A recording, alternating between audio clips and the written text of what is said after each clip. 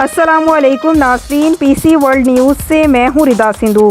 Faisalabad assistant commissioner city Syed Ayub Bukhari ने police अफसरान के हमरा मुहर्रमुल हराम जुलूसों और मजालिस के रूट्स और मकामात पर इंतज़ामात का जायज़ा लेने के लिए चौक घंटा समेत दीगर मकामात का दौरा किया और इंतज़ामी और हिफाजती उमूर का जायज़ा लिया। वो मरकज़ी इमाम बारगाह डिगलसपुरा भी गए और मुहर्रम की तकरीबात के मुंतज़मीन से मुलाकात की।